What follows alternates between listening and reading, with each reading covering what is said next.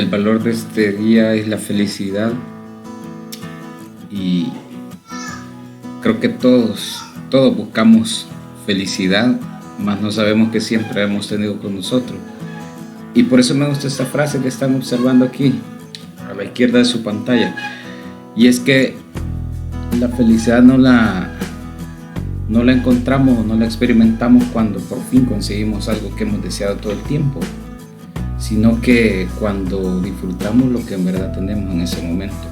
Y ya se van a ir dando cuenta ustedes cuando empiezan a crecer, cuando dejan de ser niños para convertirse en adolescentes, y que luego los adolescentes se convierten en adultos y los adultos en ancianos. Vamos anhelando eso que tuvimos todo el tiempo y que no creíamos que era tan feliz.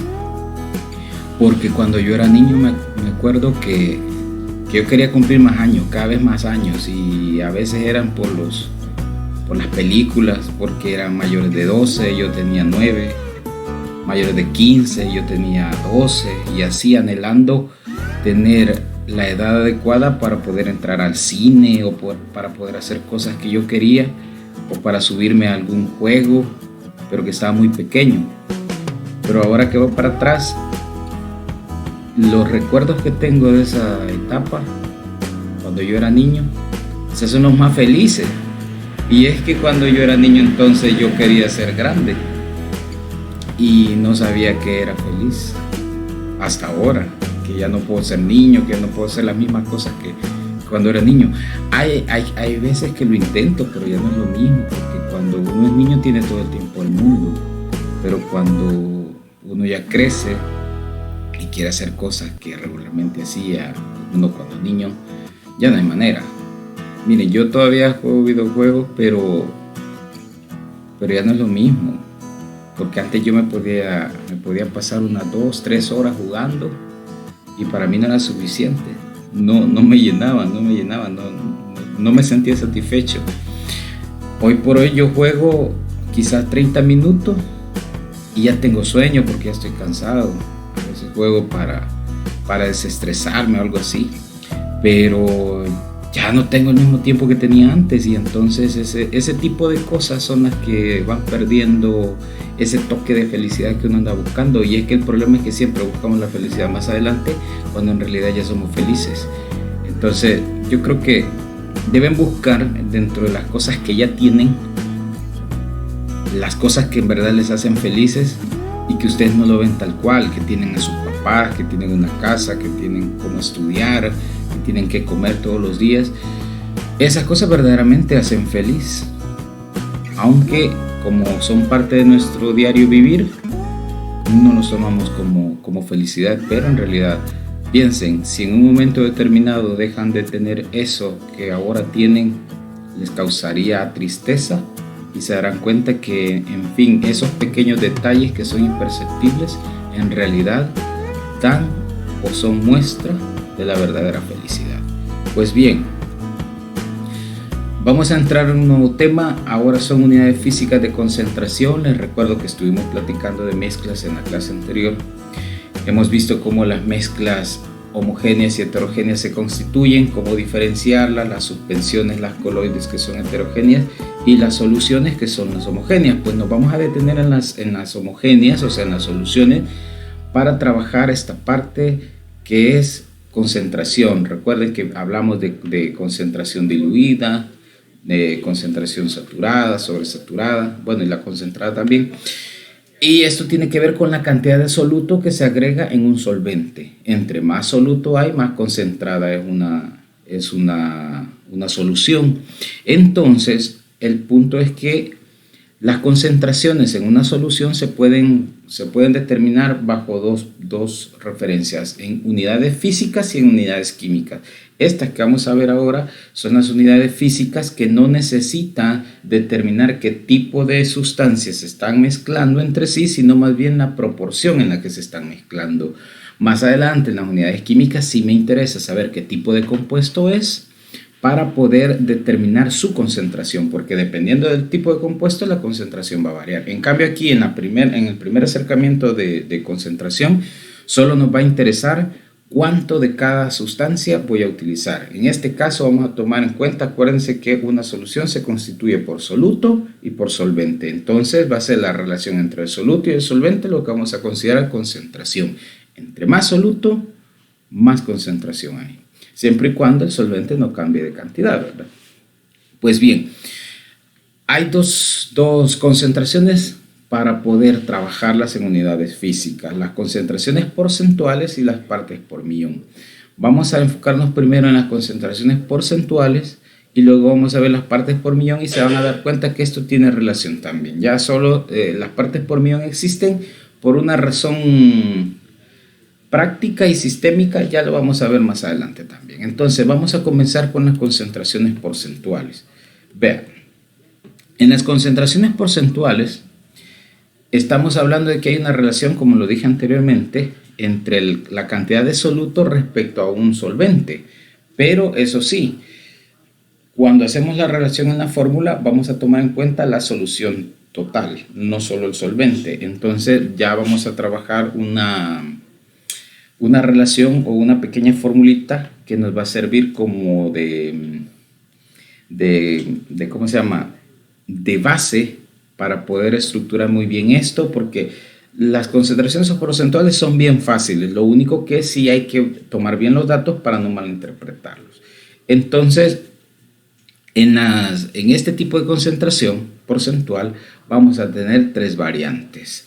Vean, estas que se llaman unidades de concentración porcentual masa sobre masa, esta porcentual masa sobre volumen y esta porcentual volumen. ¿Qué es lo que va a cambiar? Nada más las unidades en las que represento. Para ir estableciendo cosas y para que vaya quedando claro esto, les explico un poco más. El primer término, o sea, esto es una fracción, ¿verdad? El primer término va a corresponder al soluto y el segundo término a la solución. Esto es soluto, esto es solución. Vamos aclarando que no hay solvente dentro de la fórmula, sino solución, pero que eso lo vamos a ir trabajando también poco a poco. Entonces, ¿cuál es la diferencia entre las tres? Pues básicamente la unidad en la que la manejo. En la primera, ambas unidades son masa. En la segunda, el soluto es masa y la solución es volumen. Y en la tercera, tanto el soluto como la solución son volumen. Ahora vamos a establecer también un parámetro de medida. En este tipo de concentración, cada vez que ustedes vean una M, que ya dije que es masa, vamos a utilizar la unidad en gramo, no vamos a utilizar otra unidad. Siempre va a ser gramo. O sea que cada vez que oigan ustedes masa, masa sobre masa o masa volumen en el caso, vamos a asumir que estamos utilizando las unidades en gramo. Y cuando escuchen el término volumen, que estamos aquí en volumen o aquí en masa sobre volumen, esa cantidad o esa unidad será utilizada por mililitro. Entonces nunca vamos a utilizar otra unidad sino que mililitro. Bien, entonces aclarando esto, podemos pasar a estudiar, a determinar el primer tipo de concentración, la concentración de porcentaje masa sobre masa, ¿sí? Antiguamente se llamaba peso sobre peso. Yo de hecho lo aprendí así, como peso sobre peso, pero con el ajuste de término de no confundir peso con masa, entonces se ha hecho el ajuste químico, ahora se llama masa sobre masa. Entonces vamos a empezar por ahí. A ver, en el primer porcentaje entonces dice que nos indica la masa de soluto que hay por cada 100 unidades de masa de solución. Acuérdense, soluto y solución, ¿verdad? Entonces, la fórmula que vamos a establecer aquí, creo que nos vamos a detener un poco en esta primera para que vean que todas las demás son derivados de, ya sea masa sobre volumen, que es la segunda, volumen sobre volumen, que es la tercera, e incluso partes por millón, que también lleva la misma estructura. Entonces, quiero que nos detengamos acá para que vean que estructuralmente siempre va a tener la misma relación. Observen con atención. La fórmula en su simbología es porcentaje masa sobre masa, eso ya lo sabemos. Eso quiere decir que anticipadamente podemos deducir que tanto el numerador como el denominador estará en unidades de gramo, gramo sobre gramo, lo podemos decir así también. Perfecto, pero en lo que yo quiero que nos enfoquemos ahorita no es en la unidad, porque miren, aquí dice masa de soluto sobre masa de solución, perfecto. Pero vámonos a algo más importante. que la estructura se va a mantener. Vean, aquí dice soluto sobre solución. Y a partir de aquí, verán ustedes que esto no va a cambiar. Siempre va a ser, todas las fórmulas porcentuales van a ser soluto sobre solución. Incluso las partes por millón van a ser soluto sobre solución. Entonces eso no lo voy a olvidar, porque si eso no lo olvida, entonces cada fórmula va a ser bien sencilla. Usted sabe que arriba tiene que ir el soluto, abajo la solución. Y como todas son porcentuales, este 100 es de rigor, o sea, por 100. Ese por 100 no va a cambiar en ninguna de las tres unidades porcentuales que vamos a empezar a ver, incluyendo esta primera, ¿verdad? Entonces recuerden, soluto sobre solución es de rigor, esa estructura no cambia. ¿Qué es lo que va a cambiar? Las unidades. ¿Y quién me determina las unidades? La fórmula. Si me dicen masa sobre masa, es gramo sobre gramo. Soluto sobre solución por 100. Perfecto. Para que esto quede un poco más claro, vamos a ir entonces al primer ejemplo. Y dice así. Este ejemplo también lo tienen en su separata para que se haga más fácil si luego lo quieren tomar de referencia o que lo quieran volver a leer. Dice, cuando se evaporan 500 gramos de una solución de carbonato de calcio, ahí está la fórmula, que ustedes ya saben nomenclatura también, ahí está, carbonato de calcio, se obtiene al final un residuo de 37 gramos de carbonato, o sea, que teníamos una solución mezclada de 500 gramos, pero lo ponemos al fuego, se evapora, porque dice que se evaporan, entonces al final dice se obtiene un residuo de 37 gramos de carbonato, o sea que está diciendo que el residuo solo corresponde a esta sustancia, a carbonato de calcio. Entonces, como sabemos que carbonato de calcio es lo único que quedó después de que la mezcla se puso al fuego, entonces nos hacen tres preguntas. La primera pregunta es, ¿cuántos gramos de agua se evaporaron? Segunda pregunta, ¿cuál es el porcentaje de soluto en masa de la solución? Y la tercera, que sería, ¿cuál es el porcentaje de solvente en esta solución? Entonces vean, vamos a ir por partes, cada literal respondido de manera individual y para que quede un poco más claro, ¿sí?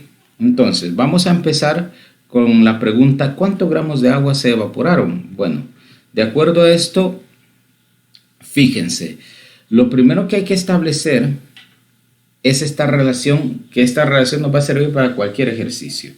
Tenemos que, bueno, las unidades son variables dependiendo del tipo de concentración que esté usando. Aquí puede ser gramos o mililitros, igual que en todo lo demás. Ahorita estoy usando todo en gramos porque la fórmula que estamos empleando es masa sobre masa o gramo sobre gramo. Pero lo importante es que una solución es igual a la suma de soluto más solvente. Eso no lo debo perder de vista. Es una de las cosas que tengo que aprender ahorita. La solución es igual a la suma de soluto más solvente. ¿Y por qué traigo yo a determinar esto ahorita? Pues porque dice en el literal, ¿cuántos gramos de agua se evaporaron? Vean, hay otra cosa importante aquí. Voy a retroceder un poco para demostrarles algo. Este es el enunciado del ejercicio. Si ustedes revisan, en ningún momento dice que es agua o que hay agua. Solo me dice cuando se evaporan 500 gramos de una solución, más nada. Solo me dicen que ahí hay carbonato de calcio y que habían 37 gramos. Acuérdense, el soluto siempre está en menor proporción que el solvente. O sea que de manera indirecta, aunque no me dijeron quién es el soluto, yo voy a asumir que esos 37 gramos de carbonato de calcio son el soluto. Pero ¿qué hay con la demás cantidad? Porque son 500 gramos. ¿Qué hay con ese restante? O sea que son más de 400 gramos extra. ¿Qué se hicieron? Pues se evaporaron. ¿Y de quién están hablando? Pues desde ahorita vamos a determinar que si no me dicen quién es el solvente, yo voy a asumir que es agua. A partir de este momento tienen que entenderlo así. Si no me dicen, si no me aclaran quién es el solvente, inmediatamente yo voy a asumir que es agua, salvo que me digan y el solvente que se utilizó es, y ya se lo aclaren. Entonces, volviendo al ejemplo, me dicen cuántos gramos de agua se evaporaron y por qué me preguntan por el agua, pues ya lo explicamos. Como no se aclaró, entonces estamos asumiendo que es agua la que tenemos ahí. Perfecto, entonces para determinar la cantidad de agua, o sea del solvente, que está aquí, vean, solución es igual a soluto más solvente. Entonces lo que queremos encontrar es la cantidad de solvente. ¿Cómo lo hacemos? Pues bueno, según el enunciado del ejercicio, la solución son 500 gramos. Y según el enunciado del ejercicio, después que se evaporó la solución, solo quedó un remanente de 37 gramos de carbonato de calcio. Lo que no sabemos es cuánta agua quedó. Entonces simplemente vamos a hacer un despeje, ¿cierto? Despejamos, o sea, lo que queremos averiguar es esto. Vamos a pasar estos 37 gramos de carbonato de calcio al lado izquierdo, o sea que nos va a quedar así. 500 gramos de solución menos 37 gramos de carbonato de calcio, que son el solvente identificado. Hacemos la resta. Y vean, pero aquí hay algo importante. ¿Por qué puedo restar esto sin problema? Porque esto está en gramo y esto está en gramo. Esta fórmula es válida siempre y cuando yo voy a utilizar las mismas unidades. O sea, no puedo restar 500 gramos a 37 mililitros. Eso no se puede. Entonces, ¿qué nos tocaría ahí? Pues convertir los gramos a mililitros o los mililitros a gramos, que eso ya lo hicieron con densidad. Entonces, pero para ese tipo de conversión necesitamos la densidad. Eso quiere decir que el ejercicio les tendría que dar la densidad. Entonces, para que lo tomen en cuenta y que también busquen y recuerden cómo se trabaja la densidad para el cambio de unidad de gramos a mililitros. En este caso lo hicimos directo porque es 500 gramos menos 37 gramos, que es la misma unidad. Resulta que la cantidad de agua que se evaporó son 275. Perfecto. Entonces, ya le dimos solución al literal A. Ahora vamos a darle solución al literal B para encontrar el porcentaje de soluto en masa de la solución. Vean, para encontrar el porcentaje de soluto en masa de la solución, esto no tiene ciencia, es la aplicación misma de la fórmula que ya hemos presentado. O sea, cada vez que yo utilizo la fórmula en su estructura convencional, sin despejar ni nada, yo estoy encontrando el porcentaje de soluto, siempre. Entonces, para eso yo establezco la fórmula, la escribo, que sería masa de soluto sobre masa de solución por 100. Solo voy a tener que sustituir. Como yo ya sé que el soluto es 37 gramos, pues en lugar de masa de soluto, pues ahí lo escribo. La masa de la solución son 500 gramos por 100. 37 entre 500 por 100. Esto me da un total de 7.4% masa sobre masa. Ahora, esa es la respuesta, ese es el porcentaje de soluto en masa, pero quiero enseñarles cómo se interpreta de forma correcta. Si usted quiere anotarlo ahí a un lado para que no se le olvide, lo puede hacer. ¿Qué significa ese 7.4% masa sobre masa? Eso significa que hay 7.4 gramos, oiga bien, lo voy a decir nuevamente, 7.4 gramos de soluto por cada 100 gramos de solución. Eso es lo que significa 7.4%. ¿Sí? ¿Por qué? Porque como cada vez que saco yo una respuesta como esta, lo estandarizo, por eso se llama porcentual, lo estandarizo a 100 unidades. Por eso es que la definición decía así, si no, pues la revisan después.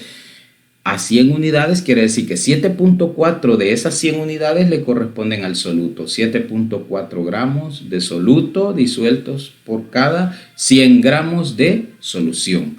Y ahí está la respuesta, si se fijan es algo práctico. Ahora bien, la última pregunta dice ¿cuál es el porcentaje de solvente? Como no tenemos una fórmula para el porcentaje de solvente, lo que podemos hacer es lo siguiente, vean. Yo tengo el porcentaje, bueno, para encontrar el porcentaje de solvente, yo tengo entendido que la concentración porcentual es 100, ¿verdad? De ese 100 yo le voy a restar el porcentaje de soluto que acabo de encontrar en la fórmula anterior. Nada más solo voy a hacer una resta al 100 para saber cuál es el porcentaje de solvente. Pero como repito, no hay una fórmula para calcular el porcentaje de solvente. La fórmula que ocupamos en el literal anterior simplemente se utiliza para el soluto. Aquí lo único que estamos haciendo es una adaptación para averiguar cuánto solvente en porcentaje hay presente en la solución. Pues la lógica es bien fácil, como hemos dicho que se estandariza 100, vamos a restarle la respuesta del ejercicio anterior, que sería 7.4%, y al final sé que lo que resta del 100 es solvente, o sea, el 91.7% de esa solución es solvente.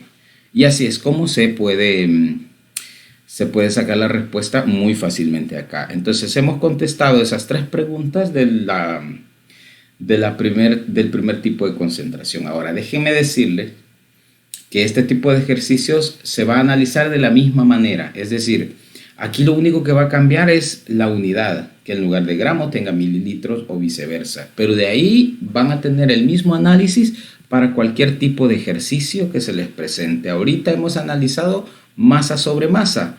Vamos a ir al segundo tipo de ejercicio, que sería masa sobre volumen, y ya se van a ir dando cuenta que la estructura se sigue manteniendo.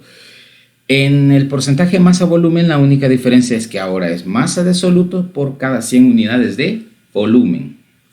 Vean la estructura, soluto sobre solución, o sea, eso sigue siendo lo mismo. ¿Qué es lo que va a cambiar? Las unidades, masa sobre volumen en lugar de masa sobre masa. Dicho de otra manera, gramos sobre mililitros en lugar de decir gramos sobre gramos. Veamos un ejemplo. Vean. Dice así el ejemplo, el enunciado.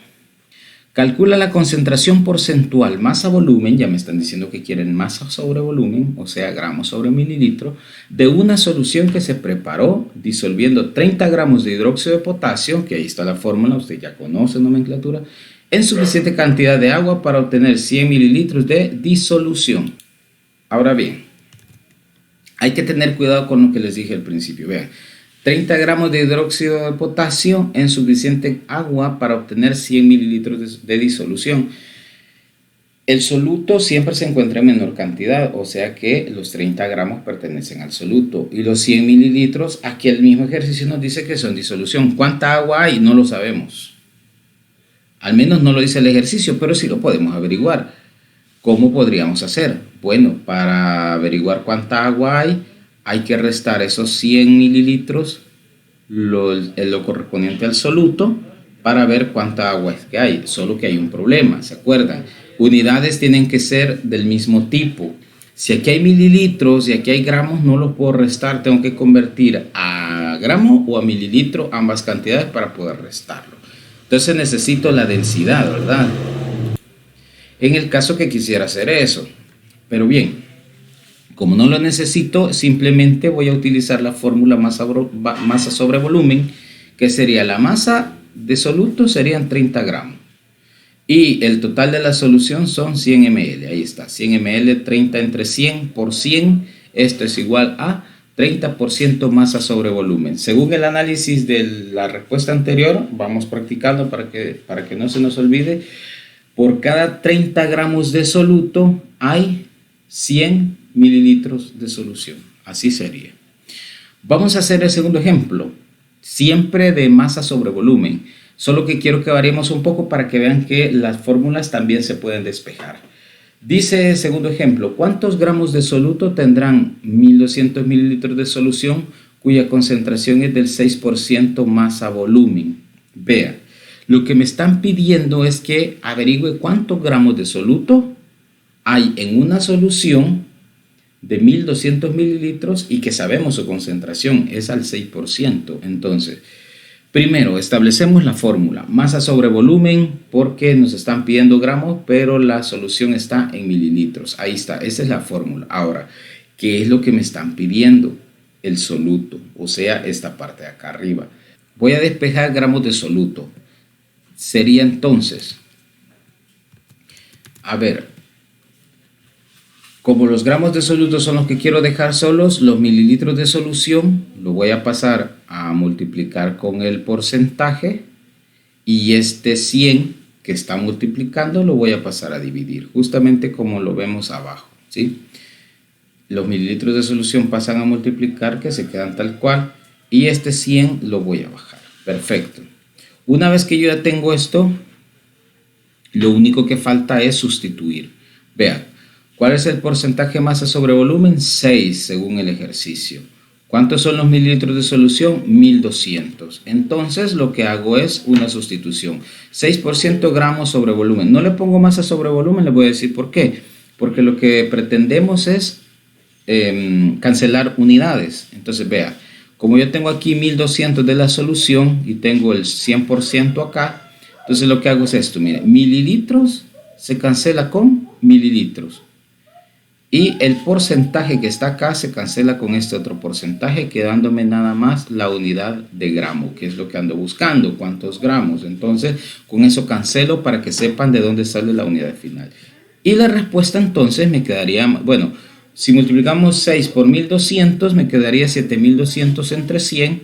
Y la respuesta final quedaría como 72 gramos. O sea que lo que yo necesito usar de soluto son 72 gramos si quiero preparar una solución de 1200 de volumen total y que me quede al 6%. Esto es muy útil cuando quiero hacer concentraciones específicas. Por ejemplo, últimamente que han estado utilizando lejía para hacer una concentración entre el 0.5 y 1%, pueden utilizar esta fórmula para desinfectar superficies, para desinfectarse la suela de los zapatos, incluso para las manos tendría que ser 0.5 la concentración de lejía, que sería el hipoclorito de sodio, que es el que tenemos en los empaques, regularmente en los que compramos.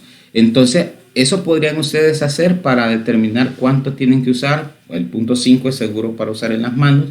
Entonces, lo que tendrían que hacer nada más es sustituir. El porcentaje va a variar porque depende de la lejía que tengan. Ustedes buscan en la etiqueta el porcentaje que tiene su lejía y el volumen que van a usar o la cantidad que quieren diluir, y así van a saber cuántos gramos de lejía necesitan o cuántos mililitros de lejía necesitan. En el caso que sería más fácil pedir mililitro, ¿verdad? O sea que tendrían que usar la porcentaje volumen, pero lo único que está cambiando son las unidades. Pero así pueden sacar ustedes sus concentraciones específicas para desinfectar, como les digo, el 1% para las superficies, incluso le pueden dar un poco más para las suelas de los zapatos. Y así están garantizando que están preparando una solución adecuada. Claro que esto hay que prepararlo por poquito, no hay que preparar demasiado, porque ya preparado o diluido con agua, la lejía pierde su poder efectivo entre unos 4 o 5 días. Entonces no hay que preparar demasiado si se quiere tener la misma efectividad. Eso en cuanto a lo que podemos decir ya de manera práctica. ¿Para qué podemos utilizar este tipo de concentraciones? Entonces yo ya les dejo una herramienta para que puedan preparar sus propias soluciones. Perfecto, entonces esto sería el porcentaje masa sobre volumen. Ahora vamos al tercero, que sería volumen, que lo único, como dije, cambia nada más es la unidad. Ahora es volumen de soluto sobre cada 100 unidades de solución. Y entonces noten ustedes, esto ya nos acostumbramos, soluto sobre solución, ahora es mililitro sobre mililitro, ¿verdad? Para que veamos que esto sigue siendo lo mismo, vamos al ejemplo. Ahora me preguntan, ¿cuál es el porcentaje de volumen en una solución que se preparó con 9 mililitros de soluto y 180 mililitros de solvente? Noten aquí que no me dicen qué tipo de solvente es. Entonces, ¿qué podría deducir yo? Que es agua. Si lo llegase a necesitar, yo actúo como que si tuviera agua. Entonces, la fórmula es masa, volumen sobre volumen en este caso. Entonces, yo utilizo, miren, 9 mililitros de soluto, ahí están los 9 mililitros de soluto. Y aquí, importante, me dijeron 180 mililitros de solvente. Si yo solo escribo 180 mililitros acá, voy a colocar lo que corresponde al solvente. Pero acuérdense que aquí en el denominador siempre va a ir la solución, no el solvente. Entonces, para que esto se convierta en solución, debo sumar el soluto más el solvente. Vean, solvente 180 más los 9 del soluto, ahora sí, 189 sí es la solución. Aunque sea mínima la variación, pero ustedes tienen que colocar lo que corresponde a la solución en la parte de abajo. Nunca solvente. Eso sería más adelante, solo en una concentración, pero de unidades químicas, y ahorita estamos en unidades físicas. Ojo con eso. Entonces, bueno, hacemos la suma del denominador, 180 más 9, 189. Esto sí ya es la solución. 9 entre 189 por 100 y me da un total de 4.76% volumen sobre volumen. Entonces vean que ahí hay una muestra más de cómo se utiliza la fórmula. Recuerden, pueden despejar, pueden encontrar los gramos de soluto, incluso pueden encontrar el solvente para que lo tomen en cuenta las variaciones posibles. Perfecto. Hemos visto entonces las tres unidades porcentuales de concentración que se mantienen en la estructura de soluto sobre solución. Ahora veamos que a pesar de que la siguiente unidad de concentración no es porcentual, sino que es la ppm, o sea, partes por millón, ya se refiere a cantidad de soluto por cada millón de unidades de solución. Ya no son 100 unidades, sino que es 1.000.000. De ahí su nombre. Ahora, ¿y por qué la variación? La variación básicamente es porque a veces hay soluciones demasiado diluidas y que las concentraciones quedan muy pequeñas y es muy incómodo trabajarlas en porcentual. Es decir, por ejemplo, la cantidad de mercurio disuelto en el agua, no crean que va a superar el 1% a veces. Puede estar más bajo, porque si ya supera cantidades mayores puede ser tóxico, y así algunos metales pesados que no deben sobrepasar ciertas cantidades, que se quedan en concentraciones tan pequeñas que trabajar 0.00001%, eso es demasiado complicado. Entonces, si la cambiamos a partes por millón, ya podemos tener una partes por millón, 2 partes por millón y así. Entonces, por eso se utiliza este tipo de unidad cuando las concentraciones, repito, son demasiado pequeñas. En el caso de las partes por millón vamos a tener dos variantes de fórmula, pero que al final nos llevan a la misma respuesta. Miren, siguiendo la estructura, hemos dicho que las porcentuales es soluto sobre solución, eso se mantiene. Entonces las unidades van a ser gramo sobre gramo, incluso mililitro sobre mililitro, no importa. Lo importante es que en lugar de multiplicarlo por 100, yo lo voy a multiplicar por 1.000.000. Y esta sería la fórmula, que básicamente se parece, si se fijan. Ya no es porcentual aquí, porque lo estoy multiplicando por 1.000.000. Podemos tener una variante más en esta fórmula, o sea, puedo tener yo la versatilidad de poder usar esta fórmula o esta que está acá. Siempre vamos a llegar a la misma respuesta, solo que aquí hay que tener cuidado, que hay que utilizar las unidades específicas. Miligramos sobre litros de solución. Tiene que ser así, miligramos sobre litros o kilogramos de solución. Pero note usted que ya no tengo que multiplicar por nada, simplemente se divide y automáticamente la respuesta va a ser igual que si utilizo la fórmula anterior. Usted decide con cuál de las dos se va a quedar. Solo que si se queda con esta, acuérdense que las unidades tienen que estar en miligramos y esto litros o kilogramos de solución. Esa sería como la variante. Ahora el ejemplo aquí sería así, vean. En 1500 mililitros de una muestra de agua se encontraron 3 miligramos de mercurio. Calcular la concentración de mercurio en partes por millón. Bueno, aquí solo sería de efectuar la sustitución. Soluto, que serían 3 miligramos de mercurio, y la solución 1.5 litros. Ya note usted que como utilizó la segunda versión de la fórmula, no utilizo el 1500, sino que el 1.5 litros lo tengo que convertir, porque si no me va a salir una respuesta distinta. Entonces, la concentración en partes por millón serían 2 ppm. Ahora bien, quiero demostrarles por qué a veces se usa partes por millón y a veces concentraciones porcentuales. Resulta que hay una equivalencia entre partes por millón y concentraciones porcentuales, porque si esto lo pasamos a concentración porcentual va a ser un valor muy pequeño y muy incómodo de trabajar. Entonces vean, si yo quiero obtener una concentración porcentual a partir de una partes por millón como la anterior, que tengo 2 partes por millón, primero debo de eliminarle el efecto de las partes por millón, que sería el 1.000.000, ¿verdad? Entonces lo divido ese 2 entre 1.000.000 y luego lo multiplico por 100. Entonces yo estaría pasando automáticamente a una concentración porcentual. Dicho de otra manera, si yo quiero encontrar las partes por millón a partir de una concentración porcentual, lo único que tengo que hacer es que a ese valor porcentual le elimino el 100 para quitarle el porcentual y luego lo multiplico por 10 a la 6, que sería 1.000.000, para obtener o convertirlo en partes por millón. Para que esto sea un poco más fácil de entender, tenemos un ejemplo aquí. Dice, si la concentración de ozono en el aire sobrepasa las 0.11 partes por millón, ya está fuera de lo saludablemente recomendado. ¿Cuál es su concentración porcentual? Entonces, lo que voy a hacer nada más es que como yo tengo un valor de partes por millón y lo que quiero encontrar es una concentración porcentual, entonces sustituyo las partes por millón, o sea, voy a usar esta relación El punto 11 le voy a quitar el efecto de partes por millón, o sea, lo divido entre 1.000.000 y lo multiplico por 100. Inmediatamente yo tengo la concentración porcentual. Que vean que es un valor bastante pequeño y va a ser bien incómodo estar citando ese valor, porque una cosa es 0.11 partes por millón y otra es decir 0.00000011%, va a ser un poco complicado, aunque también lo puedo expresar en notación científica, pero sigue siendo complicado, o sea, decir 1.1 por 10 a la menos 7 porcentaje o porcentual también sigue siendo un poco complicado, entonces por eso existen las partes por millón. Pero hay una manera de poderlas trasladar de una a la otra, que es lo que yo les acabo de demostrar. Perfecto, entonces, básicamente esas son las unidades físicas de concentración que son quizá más prácticas que las unidades químicas. Entonces, yo he planteado hasta ahora todo lo que se refiere a la posibilidad de cálculos. Espero yo sus preguntas. A continuación vamos a esa parte. Si tienen preguntas, escríbanla. Y si no, pues recuerden que mañana nos vemos en el repaso también de esta clase, que las pueden hacer. Acuérdense que nos vemos en la clase de mañana vía Meet y pueden todavía tocar este tema, ¿verdad? Así que nos estamos viendo.